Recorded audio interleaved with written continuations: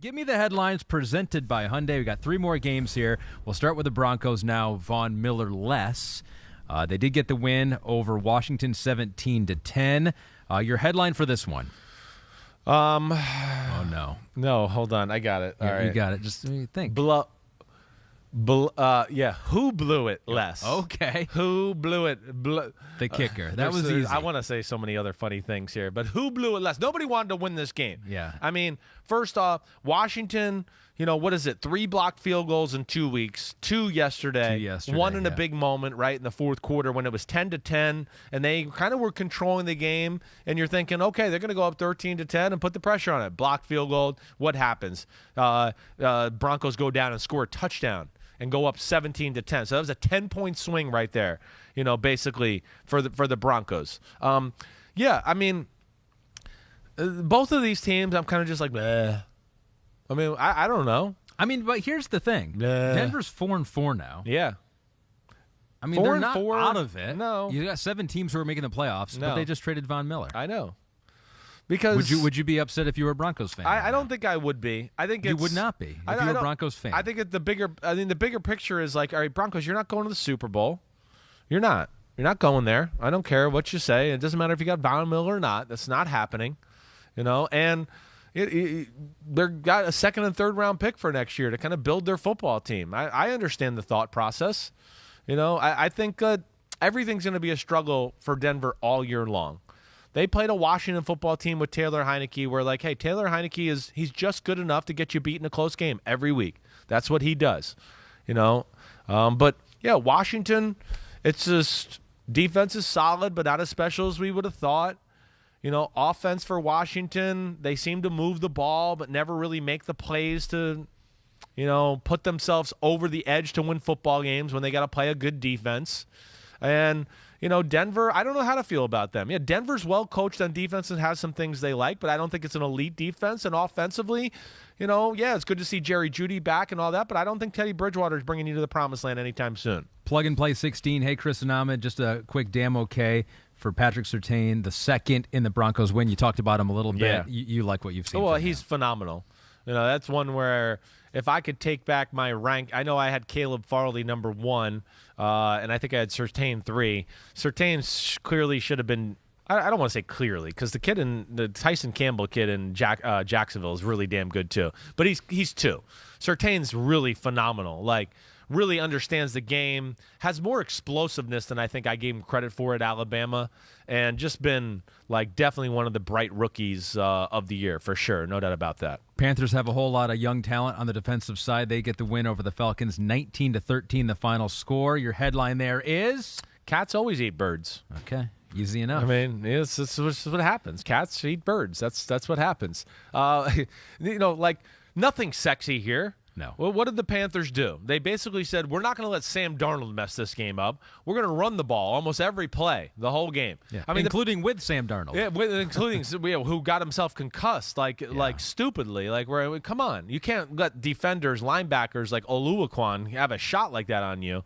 But I think the thing I come back to, Ahmed, is, Pittsburgh kind of Panthers took kind of approach Pittsburgh did.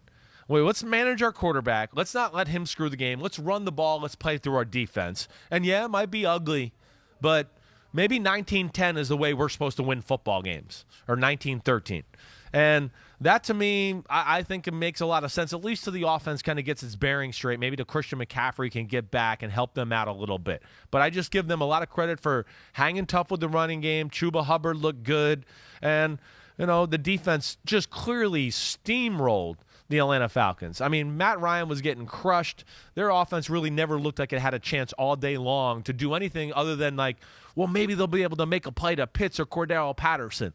Other than that, there was nothing going on. They did a good job covering Kyle Pitts. 6 targets, just 2 catches, 13 yards. Stephon Gilmore was in this game. Interception his first game. Yeah, good for him. Since the trade from the Patriots, and he was over Pitts a few times there, so a good game plan. The Panthers defense, I mean, that's a playoff unit. They're a playoff defense, exactly right. They had a few weeks where, they let up a few good few plays here and there, but first off, you run the ball for 203 yards and you have that defense, you're going to be hard to beat. And, again, I think we hit on this last week, but I'm going to hit it on it one more time. They're 4 losses in a row. Their defense certainly played good enough for them to win all those games. The Eagles, the Vikings, the Giants. The Vikings game I can look at and go, okay, it wasn't their best. But, still let their offense hang around to make a few late drives in the game to tie the game and send it to overtime. So I think this is what they got to kind of do going forward here is just play through the defense, be very careful what you do with Sam Darnold, who might not even be able to play this week. He took such a big hit. So your last headline, Cats always eat birds. How do you explain this one? Oh. Eagles defeat the Lions 44-6. I lied. Eagles eat Lions. Yeah. No, this one I got. How about, I don't know if you saw this week with Nick Sirianni, so it's a little play on this. But So where he talked about the flower. The team's like a and the flower. roots. It's Right. not pretty at first, but you're building bring your the water roots. out to practice, and you water the roots, and they're going to grow Water the underground, roots. and it's going to help grow this beautiful flower, Yes, right? yeah. So that's where we're going with the Scott's Turf Builder. Oh, that's your headline. Scott's Turf Builder, right? Got to have a little fertilizer on the ground. There it is. Got to have it Got right a picture there. of it. Thanks, Kristen. Yep, and All in one. They dominated with Boston Scott. their run game in Boston Scott. 60 yards, 2 touchdowns for Scott, but yeah, it wasn't just him. No, it was a. What I loved about it was they showed some creativity in their run game. They went all in on the run game in this one. I think this is another team that kind of said, "Wait, what do we got at quarterback? Why are we trying to think he's going to drop back and dice people up with his right arm in the passing game? That's not what he is. Let's use him to what he is. Let's use his running ability. Yeah, we know he'll scramble, but let's add to our run game in general and put people in a bind that way." So between that and then their defense, and of course we know your Lions football team just got nothing to offer on the offensive side of the ball. No. Between Hawkinson and DeAndre Swift are the only people on the offense that are capable of doing anything remotely special. After that, it's just a lot of guys. And they were severely overmatched in the football game. Excuse me as I'm burping. And once they got down, you just know that your Lions team can't come back because it's Jared Goff, and there's just not a lot of weapons on that pass offense altogether. But the Scott's Turf Builder, that was a good one. I got to give Pete DeMiletis credit there. I mean, I know you haven't seen Billy Madison. I have not. You need to see Nick Sirianni's press conference and then watch Billy Madison.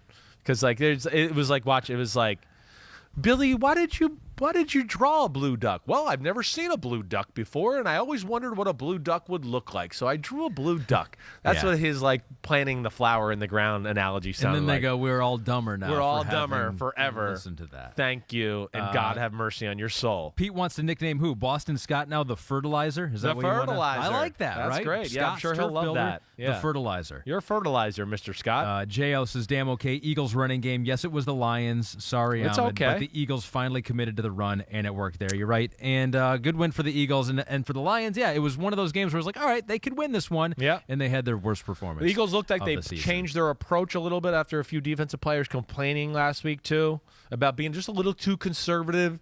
They are a little bit, let's play pass defense and let's not let up a big play and put a lot of pressure on our D-line. And I felt like yesterday they got in the face of Detroit a little bit. And we're like, no, screw you. We're not going to give you an inch on anything. And made them play with a different style and, I think, ferociousness on that side of the ball. Cats always eat birds, except when they don't. Except when the Eagles are here. That was Give Me the Headlines presented by Hyundai. Hi, I'm Mike Tirico, and thanks for watching. Make sure to hit subscribe for the latest news and highlights from NBC Sports.